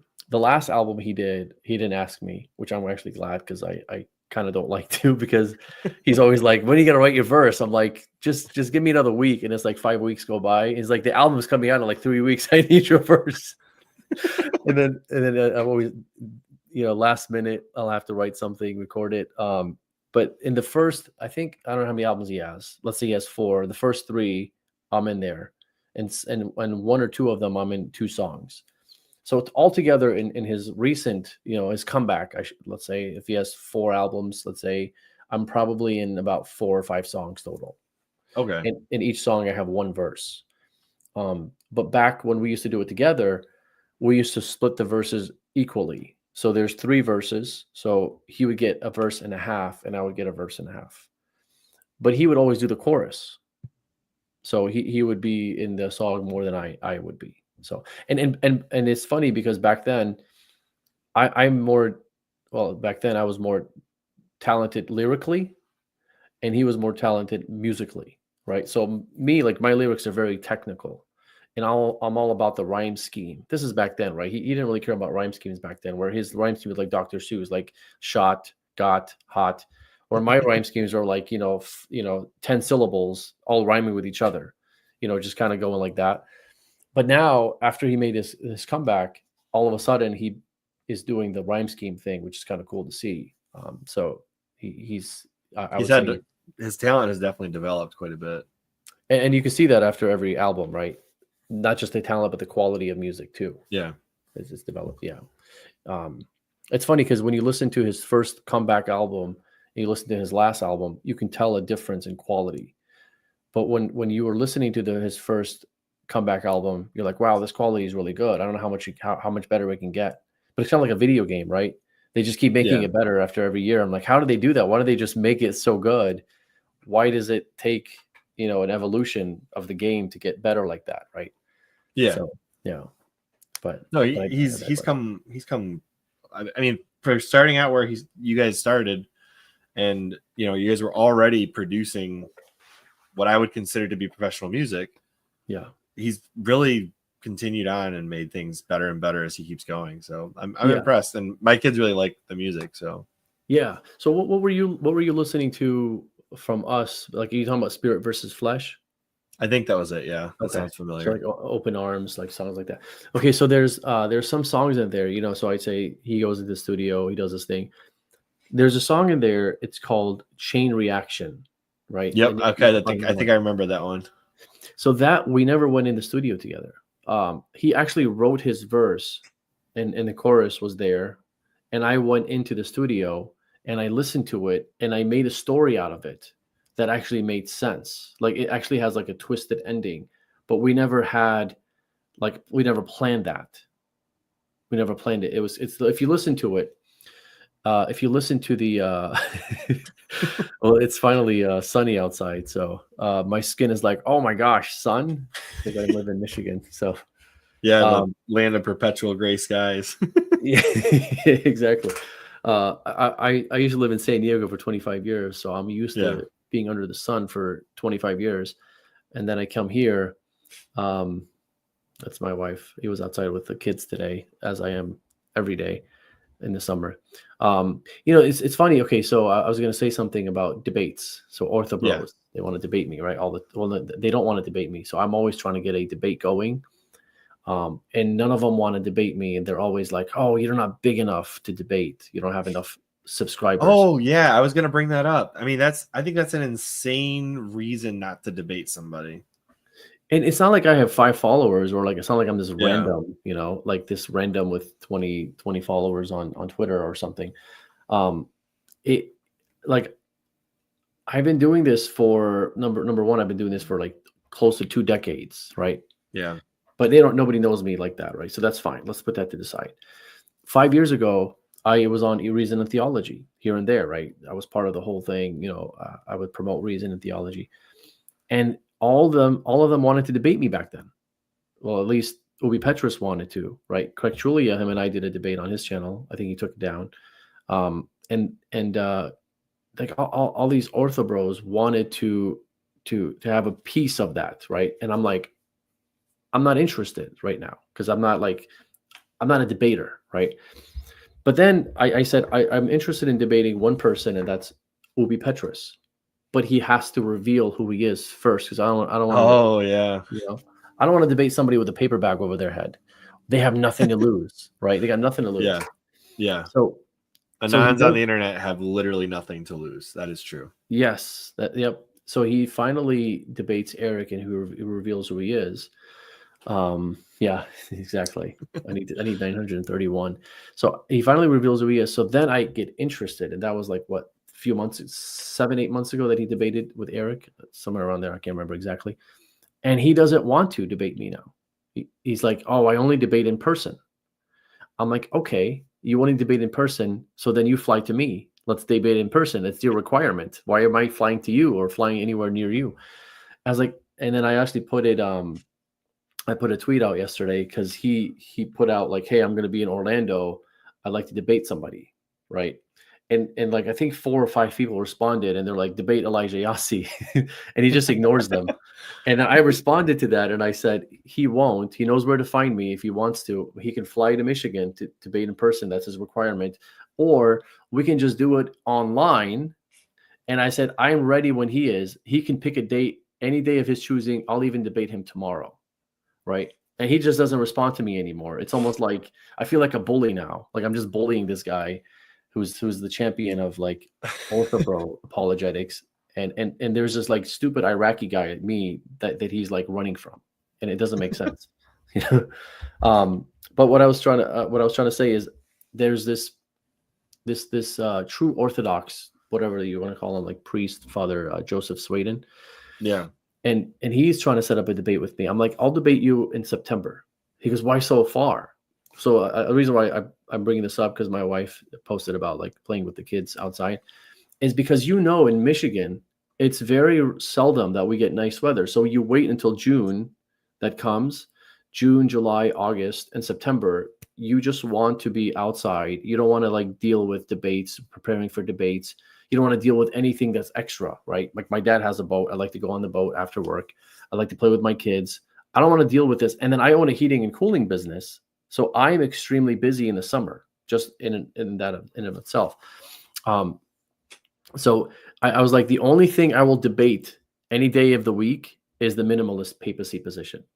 I was like, I don't need to prepare for that. I've been preparing for that for 20 years. I have all my resources. I can just walk in and debate you right now. I don't need to prepare.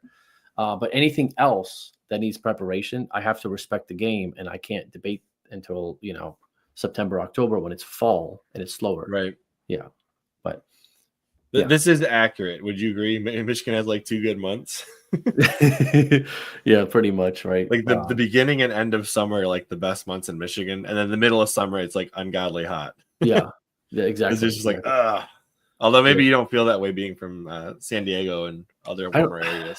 I don't mind it when it's super hot. I really don't, because yeah, I just want to be outside. I don't care how hot it is. I'll sit in the shade, right? Smoke a cigar, take advantage. Because when it comes to winter, I hate winters. I hate the snow. Can't stand it. What's the? I'm assuming Michigan is probably the coldest place you've lived, then, right? Oh yeah, oh yeah. I've lived in. How did you guys wind up in Michigan? So my wife has lived in Michigan her whole life, and I lived in San Diego for 25 years.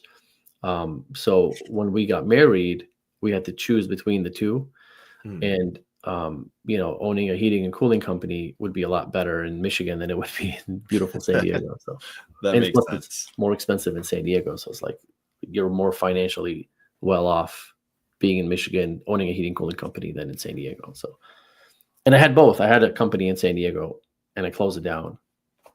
And I probably for the best, especially after the last decade of California politicians. Oh yeah, it's so hard to own a business there. Not that Michigan's not trying to compete, but yeah, seriously. Sadly, oh my goodness. Seriously, but at least we voted red, so that's cool. Yeah. Only when it comes to the federal elections, we always get screwed in the state elections. Yep. This man asked the Chaldean how he ended up in Michigan. Yeah, it's because you know how it is. It's Chaldean. Yeah, no, but I mean, if you were in San Diego, that's a different story. You didn't come to Michigan first. You went to California first. Yeah. Yeah, it's not like I came from Zimbabwe. Yeah, no, the San Diego and Michigan have the most Chaldeans in the whole country. Yeah, so if you had started in Michigan, then obviously you came to Michigan, but you went to San Diego first. So yes, yeah, from so we actually lived in Iraq, then we lived in Jordan, then we went back to Iraq, then we went back to Jordan, then we went to San Diego, then I'm in Michigan. Yeah, I was more talking about the United States move, but that is interesting. The back and forth were because of persecution or because of jobs, or no, I was too young to understand. I just followed my parents. I was 7. Gotcha. So, yeah, I'm not really sure. Fair enough. Yeah. Debate Jay Dyer. I know. I keep seeing that. Yeah. Everybody wants to debate Jay Dyer, but Jay Dyer doesn't want to debate anybody. He just wants to, block people the second they join his whatever he does. He asked to debate me one time. The funny part was I hadn't even messaged him or talked to him ever in my life, and I get this message out of nowhere: debate me. I'm like, about what? About Catholicism. Yeah. Well, that's a pretty wide topic. Blocked. Okay. Yeah, blocked. Yeah. I'm glad you didn't. By the way, Divine Mercy Apologetics, do you know what that is? I don't. Okay, so he's a Catholic apologist, and he's really, really, really good. So check him out. He has some really, really good stuff. He goes really in depth with his apologetic stuff. So he's really cool. We're actually doing a debate review with him. Oh, is that the one I saw on your channel that's coming up soon, or no? No, it's not going to be on my channel. It's going to be on William Albrecht's channel with Voice of Reason. Channel. Yeah, okay. Yeah, Voice of Reason, Divine Mercy Apologetics. Obviously, William and myself will be doing the VOR versus Ubi Petrus debate. Oh, okay. All right. That one? Yeah. I don't know if you checked that out or not, but I've seen so the only clips I've seen Voice of Reason lately on are the ones where he was talking about Photius, and I'm just like, what is going on here? Yeah. I feel like they're completely out of context clips, but I also saw his clip where he basically just rags on Taylor Marshall, which thank God he took that one down, because that was just ridiculous. Oh, I didn't know he took it down. Okay. He did take that one down. It keeps getting reposted by people like Anthony and, from Avoiding Babylon. And I'm just like, dude, he took it down. It's all good now. Screen recorded it. Yeah. I know. Well, you can tell it's okay.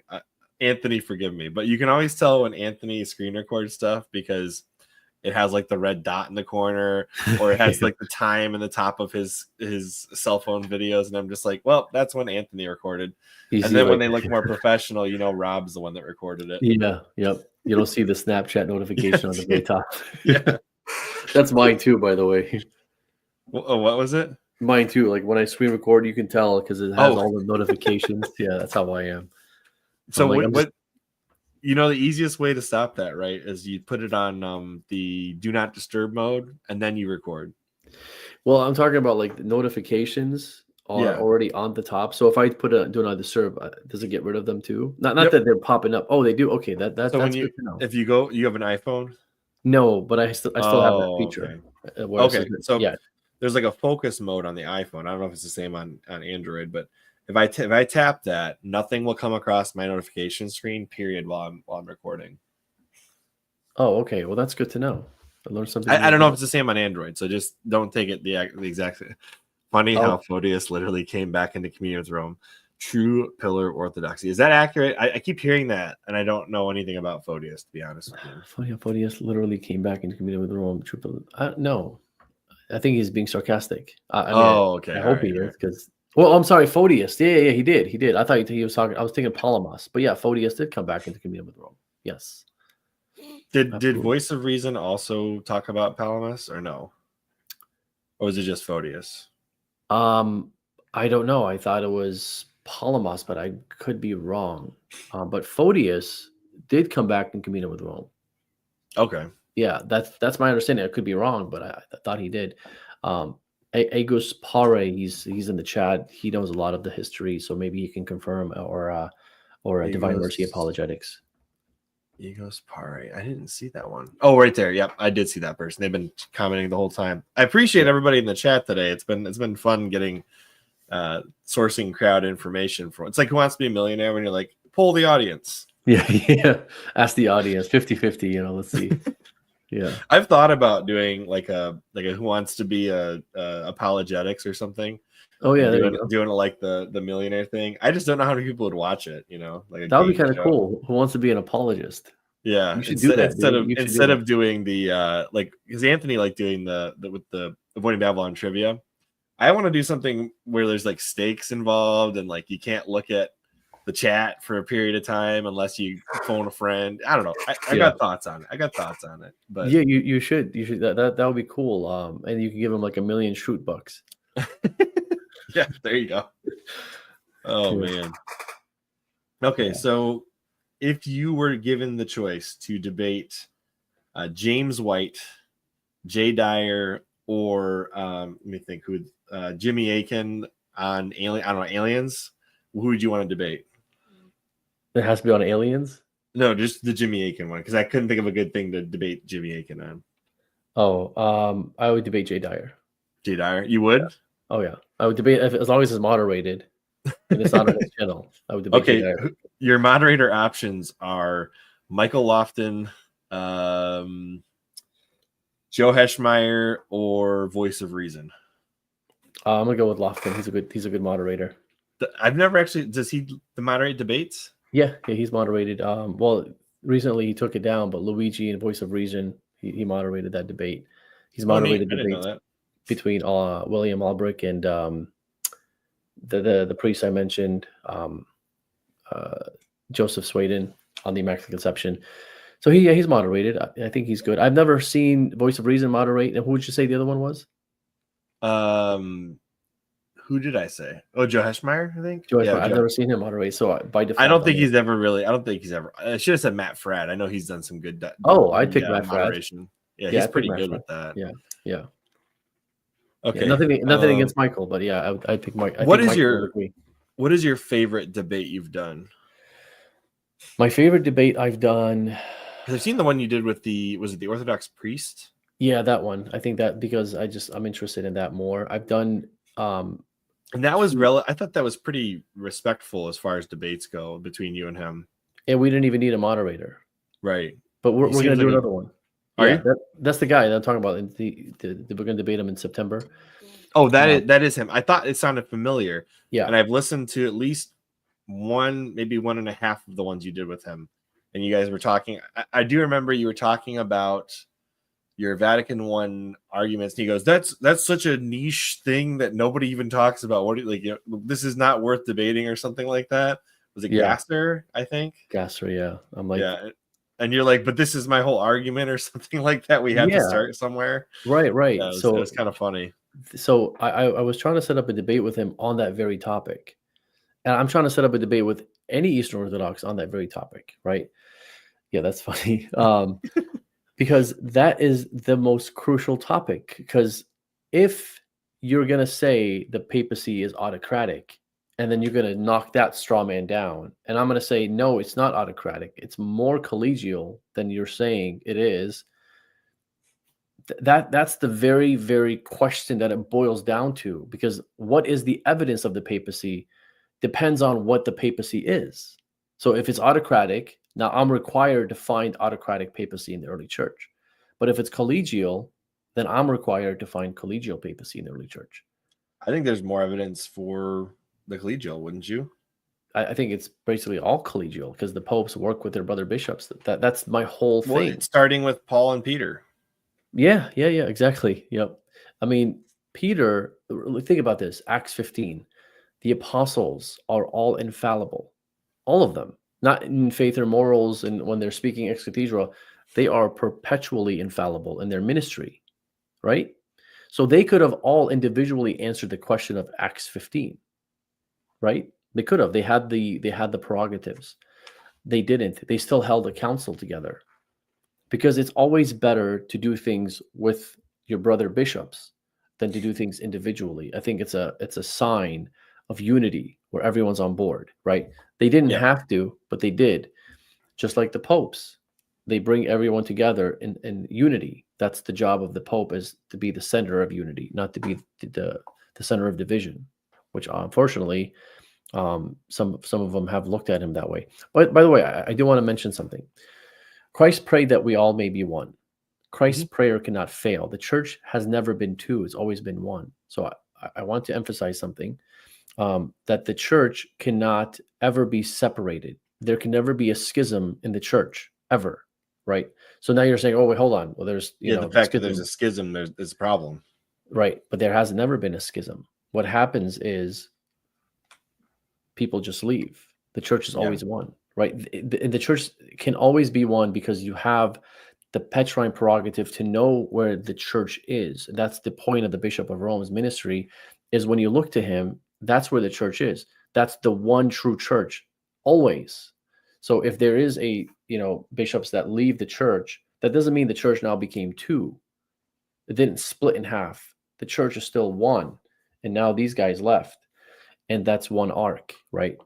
That's the theology of the patristics. They didn't look at it as, oh, now we have two churches, now we have schisms. No, you. Well, that's like people trying to say the Catholic Church is some kind of denomination, and I'm like, no. Yeah, no, it's the only denomination. Everything else is whatever. Correct. Protestantism. Yes, correct, exactly. Yeah, see, that's Agus confirming that too. Yeah, so that it's always been one. So I don't. Christ, and it's very important because Christ cannot pray about something and that thing fail. Right. And he prayed that in the Gospel of John. What we got here? One Catholic Church with separated brethren. I don't know who this Andrew guy is, but that makes sense. That makes total sense. Sorry, my brain completely just locked out on me. Yeah. Yes, one Catholic Church with separated brethren. Yes, that is accurate. Thank you. Yeah. I've heard this conversation where somebody essentially said the Orthodox sacraments are stolen sacraments. Do you know what that means? Is that a thing? Stolen sacraments? No, I have no idea what that means. Like if a bishop separated from the Roman Catholic Church, they have the ability to do sacraments, but all of them are quote unquote stolen. I was like, that's an interesting way to phrase it. I don't know if I agree with that. Yeah, probably a poor way of phrasing it. I guess I understand where they're coming from, but I wouldn't phrase it that way. I wouldn't necessarily do it either. I just thought it was. I don't know where that would be. That wouldn't be stolen. It would be like improper to use the sacraments outside the church. Illicit, maybe. Illicit. Yeah, that'd probably be a better way to say it. But then bishops can perform, ordinations, etc., etc. So I kind of get it, but I don't know. Yeah. What I will say is there are some hymns that were written by some Orthodox that are very good, like Agni Parthene. I really like that one. Yeah, they have some beautiful spirituality. Not just the hymns are beautiful, but the Eastern Fathers' spirituality is just absolutely. It's just, if you practice it, it's different than the way the West is, right? I think the West can you can fall into the trap of like scrupulosity if you're not careful, right? Where the East is more like free flow spirituality, but obviously it's still ordered, still orderly, right? And that's the beauty of Catholicism, because you get all the tastes. Where for them, I mean, they have the Western Rite, with 300 people total of Western Rite Christians in the Orthodox world. Uh, so I guess there's that. Is there a patriarch of the United States for the Orthodox Church? I would I don't, imagine not. no, I don't think so. I don't think so. I don't. We'll probably Yeah, never no, we'll probably never get one over here. Poor United States Orthobros. no, no. But But what I'm talking about is the Western Rite is they do the Latin Mass in the Eastern Orthodox Church, That's a but thing in English. in English. Yeah. So if you type in on YouTube Western Rite Orthodox liturgy, it's the Latin Mass in In English. English. Interesting. So it's like the serum rite, basically. It's the yeah it's the first millennium liturgy, Okay. Yeah. which So, do you in know the the Western history of world. the serum rite and No. like why? So the serum rite was the English. It was literally the Latin Mass in English, and it was celebrated in England for a period of about 3, 4, 500 years ish. Oh wow. Um, and then, from what I understand, and don't take me just on what I'm saying, look it up yourself at some point. Yeah. But from what I understand, Henry VIII leaving the communion with Rome ended most celebrations of the Serum Rite because the English speaking world had effectively divorced itself from the Catholic Church. Interesting. So the rite basically went out of practice, except in whatever the Anglicans chose to retain and continue to use. But since that rite was not abrogated, but like discontinued use in the 1500s, there are still missals that exist for the Serum Rite, so you could easily bring it back. Oh, interesting. Interesting. I didn't know this. I didn't know this existed. Dr. Kwasniewski talks about it quite a bit. Oh, okay. Yeah. Let's do So Dr. I would Peter. love to see an actual Serum Rite practiced, but I think you'd have to go over to Europe to find one. Yeah, I'm sure. I'm sure. But that's And then really interesting. the ordinariate is what was developed off of it. Well, the Anglican Mass was developed off of the Serum Rite. And then obviously the ordinariate would be the natural continuation of it. I But see. just like the Novus Ordo, it's not exactly the same thing as the Serum Rite. I Like the see. Novus Ordo is not exactly the same thing as the Latin Mass, even if they are elements of the same Roman Rite. Makes sense. What's funny is like if you watch the Novus Ordo and then you watch Protestant, like liturgical Protestants, they're very, very similar. I attended a few Lutheran services growing up because I had some friends that were Lutherans. Uh-huh. Obviously, I knew that didn't count for my Mass obligation, but Yeah, I did go to a few, and it was very striking just how similar it was. it is. Yeah, you're like, oh, I see where we're getting this from. Yeah, I Yeah, see. yeah, or the other way Wait, around. I see where the Lutherans stole it from. well, yeah, it's Yeah, plagiarism from somewhere. yeah. One or the Somebody other. stole something from somebody. Yeah. Some Wait, but you said it doesn't count. It depends on who you ask. If you ask Pope Francis, he might tell you it counts. there is technically a Lutheran church in, I think, near Italy that is a confessional Lutheran in communion with, I don't know, it's weird. There is a Lutheran church that is in communion with Rome, allegedly. If you look at it sideways enough. Interesting. I saw it online. I don't know if it's true. I got to look it up. But my friend also claimed the same thing, and he used to be a Lutheran. So I don't know, whatever. He's Catholic now, so it's all good. Yeah, it's all good. Yeah, that's all good. That's all that matters. I've heard a few people, and my friend included, who wish that confessional Protestant churches would find a way to have communion with Rome. And I'm like, I don't know if that's a good thing or a bad thing, to be honest with you. Yeah, we're already infiltrated enough with their blend spirituality. Let's just get into communion with the Masons. That would be great, right? Yeah, exactly. Yeah.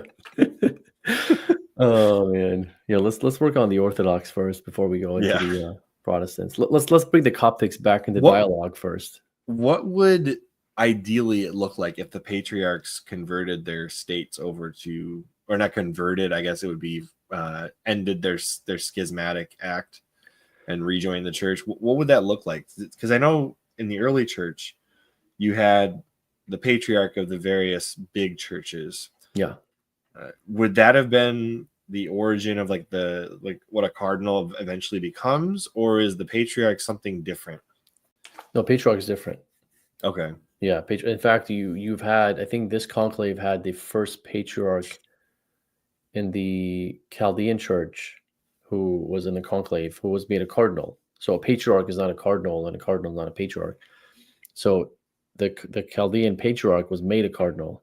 But yeah, no, they're completely different. A cardinal is like the Pope's right-hand man, basically. Yeah. That he has like a special agent. He's a special agent, in a sense of like he has a special mission. Like, here, this is your mission. A patriarch in the East is a leader of a head of the church of the Eastern Rite. So the patriarch. So would it be similar to the head of the USCCB? No. So like if you were, no, yeah, because that's not a patriarch; it's more of an appointed position. But they would be at the head of the bishops of the United States. Yeah, no, it's different than that. So a patriarch is a head of the like, let's say the Chaldean patriarch is the head of the Chaldean church. I meant like a patriarch in communion with Rome.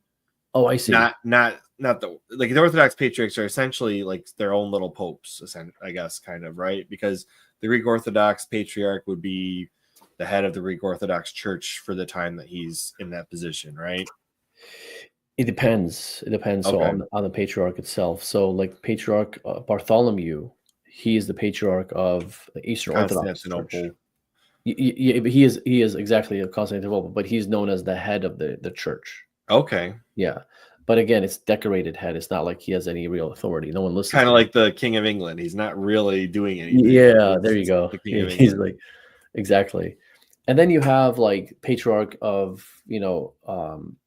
Moscow, right? Yeah. And he's got some real actual powers associated with that role. He's more respected, right? Yeah. And then you have, so yeah, in the East, like if you have all these patriarchs, these are just the head of their churches, and you have like many heads. It's not just one. So you could have like 20 heads, right? And this is why they can't figure things out, because each head thinks they can do whatever they want and no one can tell them anything, right? And they don't have anybody to step in and tell them to play nice. So when they go against Vatican I, I'm like, you're going against the very thing that you actually need. You actually need this. And you're pretending like everything is okay.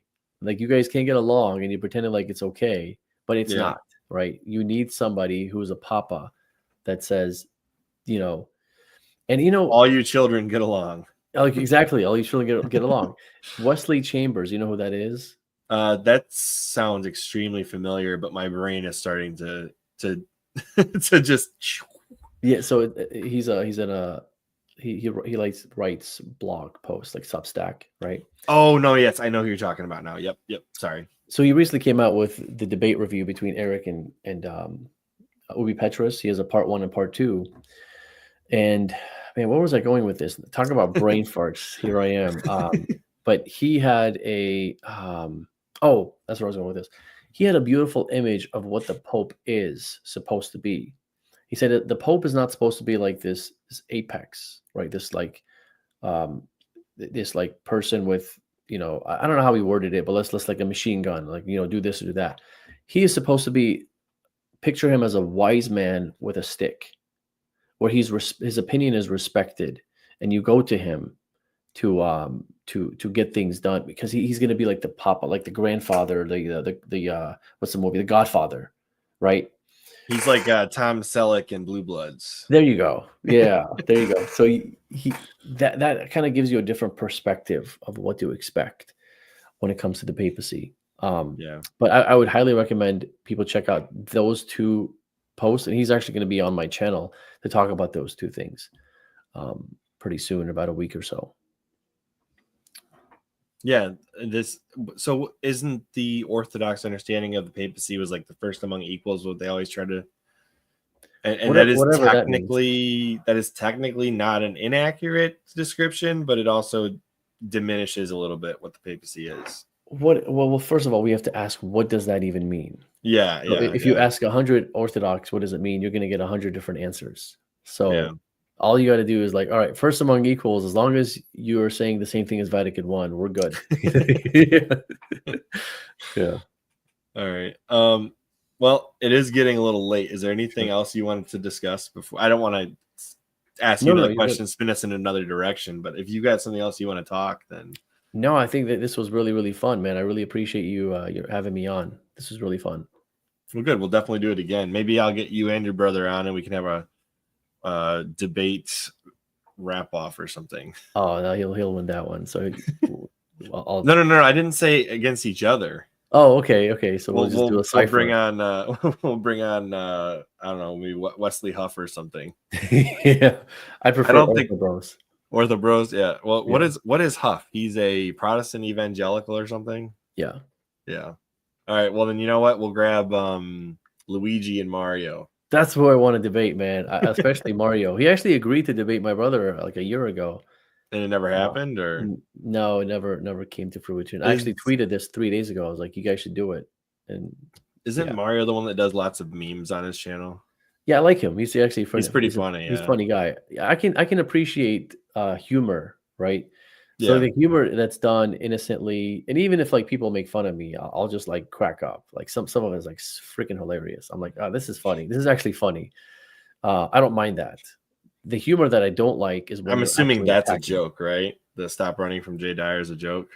Yes. Okay, good. I just want to make sure. Initiated to debate him, and he declined. He's like, "No, I won't debate you. You can only call into my channel." I'm like, "I'm not calling into your channel, or I'm going to be." Yeah, let me call into the channel where 5 seconds into me talking about the gasser and Vatican I, you're just going to mute me. Yeah, you're going to interrupt me. Like I had 2 hours and 40 minutes as my last video on the papacy. It takes a long time to unravel and undo misconceptions that he's going to have. And I'm not going to have the platform to do it. So it needs to be a moderated debate. I actually initiated that debate. I said, I'll debate you as long as it's moderated. He declined, and he said, I won't debate you because you don't have enough followers. Again, I've said this before. I respect the principle. That's fine. You have principles. I have principles. God bless you, right? But don't act like me not calling into your show means I'm scared of you when I'm the one who initiated to debate you in the first place. You could have said yes. You could have said yes. That is a good point. Yeah, that is a very good point. Yeah. It's funny. People always complain about the TLM having a loud voice and a small amount of people following it. But the Orthobros, I think, have us beat when it comes to having a small group with a very large, loud voice. They're like a chihuahua. Yeah. They're pretty loud. They no offense to the ones that are respectful online, but there's a very loud, very large community of Orthobros on Twitter that are dwarfed by the number of people that attend in the East somewhere. Absolutely, but I separate those two. That's why I call them Orthobros. Those are not Orthodox. Yeah. So Eastern Orthodox, great people. I can sit down and have a beer with them, right? Orthobros, completely different. Those are different. It's like a different religion. It's like they don't even care about Christianity. They'll cuss. They'll. I mean, cussing doesn't mean you're not Christian, but like they're like attack you in the most vulgar way, right? It's just like, are you even Christian? Like the way you're speaking, that's just horrible, right? Orthodox, different world. Like they're actually respectful, charitable. They care, and you can tell the difference in the first like 10 seconds of reading somebody's tweet, whether they're Orthobros or Orthodox. Here's one more question for you about the Orthodox and stuff. How did the Russians end up with an Orthodox church? How did the Russians end up with an Orthodox church? Yeah, it's kind of a history of that, but yeah, it's kind of a like because most of the Orthodox churches are like more of the Middle Eastern countries and that kind of stuff, and then you've got the Russian Orthodox Church, and I've never really understood how I'll tell you that happened. It was the Our Lady of Fatima. She said, they were communist, and then she said Russia will be converted. And so Russia was Christian before Fatima, wasn't it? It was because of the communist takeover. So some Orthodox, actually, you're reminding me because you asked me about Fatima. Some Orthodox will actually believe in Fatima and say that Our Lady of Fatima was talking about the Eastern Orthodox when she said that Russia will be Oh. converted. So they're like, oh, see, she was actually Eastern Orthodox. Yeah, Eastern Orthodox and Fatima. That makes sense. Anyway. Yeah. So that's another version of an opinion of what Fatima is to them, besides demonic. Uh-oh, here we go. Oh no, Orthobro made lewd meme. Yeah. Yep. That is. There's a few memesters in the Roman Catholic group. I think there's what is Deuterocomical. Never heard of him. Oh, I think he's the one that did the Frads Thanksgiving, and then they got like all the different heads of different apologists, like Taylor Marshall's in there, and I think that was him that did it. I don't think because Christian Mario did some other stuff, but that's I think cool name. Yeah, Deuterocomical. Yeah. Shout out to him. He's pretty cool. Yeah. He's in the Ipsum Audite thing that we're in. Ipsum Audite. Oh, okay, that's cool. Kyle Whittington's super. Shout out to Kyle as well, by the way. Absolutely. But anyway, if you've got any last questions, now's the time. I think we're both starting to get kind of tired. Yeah, man. I this was fun. Was it 2 hours? Yeah, we're just under 2 hours. Under 2 hours. That's totally fine. It's crash Canon. The keyword crash. We're crashing. We're crashing right now. But we'll do it again. Maybe after your debate, we'll do a debrief or something. Have some fun with that. Absolutely. Oh, I am having a debate with an Eastern Orthodox on the 17th of June of this month, so I can come on after that. We can do a debate review on that if you want. Yeah, I'd be happy to come on, and send me a link to when it is, and I'll definitely listen to it. Sure. Do a debrief. That'd be fun. Absolutely. All right. Absolutely. Well, definitely go check out his channel. If you haven't found it already, I will put a pinned comment to Elijah's channel, and go check it out if you haven't already. But if you're here and you enjoyed what you saw, then subscribe to this channel as well. So any last thoughts, any last things you want to say on the way out? Just thank you for having me on, and God bless you, and God bless everybody. Thank you. You as well. Thank you. All right. I'm going to roll the credits here.